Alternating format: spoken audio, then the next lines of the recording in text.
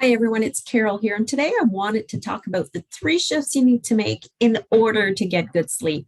Sometimes we don't realize that our actions and what we're doing is actually what is causing our lack of sleep. I know I've been there too. Believe me, it's not something that we want to always acknowledge that we are part of the problem of why we're not sleeping. But if we look at these 3 areas and you look at what you might need to shift in one of these areas, let me know how your sleep goes. All right, so the 3 areas that we have to look at are, and we need a shift in, are we need a shift in our emotions and in our nervous system. So we're going to talk about that. Also going to talk about we need a shift in our mindset. What does that mean, a shift in our mindset? And the third area that we're going to look at is what shift in my behaviors do I need to do in order to create the perfect environment for my mind and body to go to sleep? I know it's possible for everyone to have good sleep if we know what to do to change, because I was there too. I believed that I would be doomed to not sleep for the rest of my life. I believed that no matter what I did, my mind and body did not know how to fall asleep again. And that was because my nervous system was dysregulated. I had a really bad mindset that I believed that it wasn't possible for me. And all the behaviors that I was doing were actually making my sleep worse. And no wonder I wasn't sleeping. I was drinking about 5 coffees a day, and there was so much caffeine in my system that hyped me up that I couldn't sleep.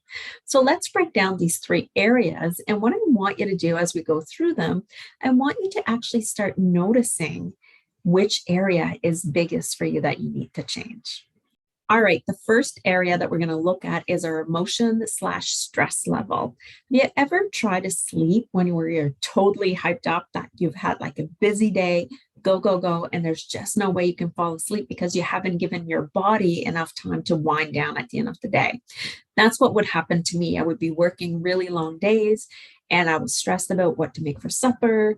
How are the kids doing? My mother-in-law was sick at the time.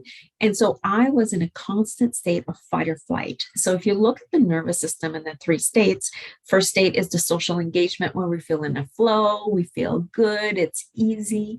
And then we get into fight or flight, which causes, or not causes, but when you're in fight or flight, you feel anxiety, nervousness, this sense of like, for me, it was I was always on edge, always on alert, making sure that things were done. And I never took the time to calm myself down. If anything, I kept winding myself up as the days went on and on and on when I wasn't able to sleep. So I know that by regulating our nervous system, we start releasing some of the emotions that are getting in the way of our sleep, like anger, frustration, resentment towards others, or our self resentment against our sleep, that it just won't let us sleep. We start reducing the emotions and we start looking at what can I do instead? So, what I want you to do is I want you to start tracking your emotions during the day. I want you to track, did you feel anger today? Did you feel resentment today? Did you feel like no matter what you did, your life was spinning out of control? Did you feel overwhelmed? Start tracking those emotions as you go through the day. And I want you to also track, did I feel happy today? Did I feel like I was in the flow? I was connected. My stress level was down. Once you know what emotions that you're feeling, because most of us go through the day without even looking at our emotions, we're on autopilot and we just don't pay attention. Now that we started looking at our stress, then I want you to look at what triggered those. Did you have anxiety after you got an email from your supervisor giving you more work? Did you have frustration when you got home and you had to make supper, but no one there to help you? Did you feel overwhelmed when you have 3 kids and you're trying to do homework for 3 kids and you just also need to make supper at the same time? And then you would also like to go and do some self-care for yourself, but you're overwhelmed because there's too much to do. All we're doing is we're noticing what our emotions are during the day and when do we feel them and what is the cause behind this emotion. And do the same when you're feeling happy. What caused you to feel happy in this moment? If you're feeling contentment, you're content because of what? Because you're actually took the time to go for a walk. You're feeling joy because you just had a really good laugh and a great conversation with a friend.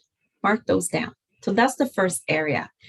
The second area we're going to look at is a shift in our mindset. So this is crucial, right?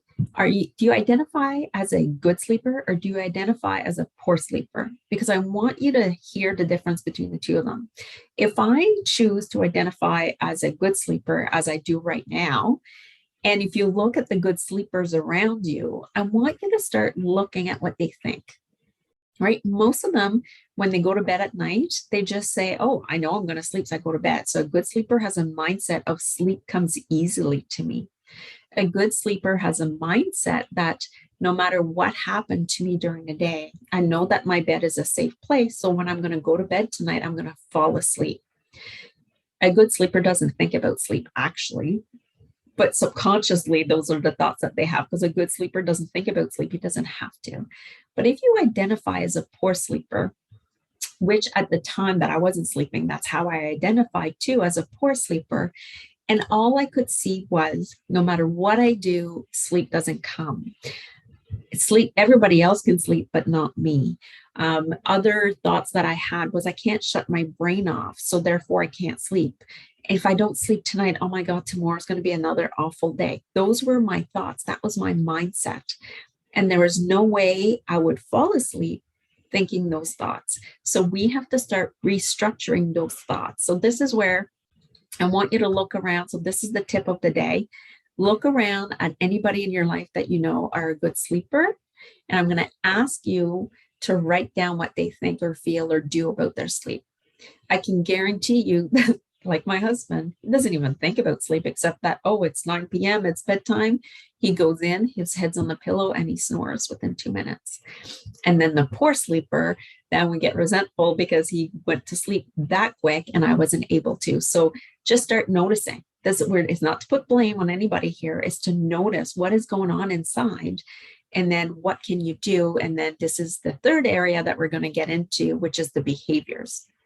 Once we know what emotions or stress that we have during the day, and we've looked at our mindset and like decided that we wanted to switch our mindset to that of a good sleeper, then what behaviors does a good sleeper do? And as you looked in the mindset one, the tip was look at a good sleeper. What is that good sleeper doing? And I can tell you that the behaviors that I was doing when I wasn't sleeping were things like drinking coffee all day long, not taking any time to wind down. I was bringing work into the bedroom. So not only was when I was leaving the office, I wasn't leaving the work in the office, I was bringing it home. And then I was bringing it into the bedroom because I would sit there on the laptop answering emails or running reports or doing whatever I could. So I would have a head up to the next day, but I never caught up. And so what are you doing? So start tracking your behaviors. This is the third step, is start tracking your behaviors and start educating yourself on that. Like I never knew that caffeine stays in your brain for like up to 50% of it, up to 8 hours after you have a cup of coffee. I was drinking coffee at 5 p.m. So of course, at midnight, I still had more than 50% of that caffeine floating in my brain, keeping me awake. But I didn't feel the effect of caffeine anymore. But I was in fight or flight, really bad behaviors. And then I had the mindset of there's nothing I can do. That's just how my body is. You start looking at those three areas and you start making changes, there's no way you won't sleep. I guarantee you that if you actually change your mindset and say, I'm a good sleeper and I'm going to value my sleep and I'm going to prioritize my sleep and I'm going to personalize it to what I need to be able to sleep, sleep will come. There's just no other way around it. I'm proof of that. My clients are proof of that. And I know it's possible for you too. So that's what I wanted to say today about the three areas that you really need to look at and dive deeply in so that you can get your sleep back under control because you're so worth it. So that's it for today. I hope this was helpful for you. Leave me a comment if it was. As we continue on this journey together, there'll be more videos. I'll introduce you more to tapping, to regulate our emotions in our nervous system. We'll talk about what behaviors that you can start doing each day that will actually help with your sleep. And I also have a free guide called Journey to Better Sleep. It's 5 action steps to start doing so that you can prioritize your sleep and get better sleep. The link is in the comment below. So just click on that, go get your free guide. And I'd love to hear from you. That's it for now. Bye.